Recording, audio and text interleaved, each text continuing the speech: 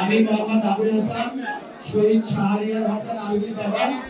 আমি ঢাকা ১৬ বাসিন্দা হিসাবে আমি ঢাকা ১৬ ভোটার, সেই হিসাবে এনসিপির যুগ্ম আহ্বায়ক আরিফুল ইসলাম আদিব ভাইয়ের পক্ষে আমি মনোনয়ন ফর্ম সংগ্রহ করলাম। সবাইকে ধন্যবাদ।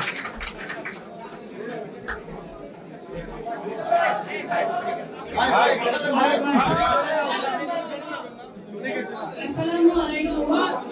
আমি শহীদ শাফিকুদ্দিন আহমেদ আমানতের মা। আমি 14 আসনের বাসিন্দা, 14 আসনের ভোটার।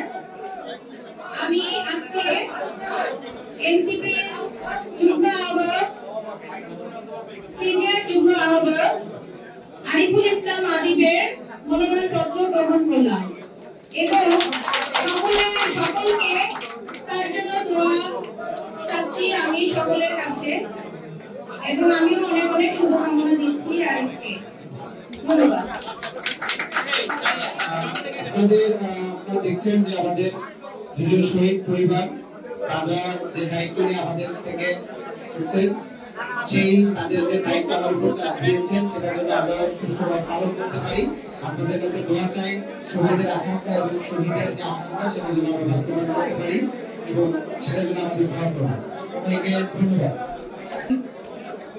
আরেকজন বাকি আছে আমাদের কৃষক, আমাদের শ্রমজীবী রিক্সা শ্রমিকদের নেতা ফয়সাল আহমেদ ভাই। ফয়সাল আহমেদ ভাই এদিকে আসবেন।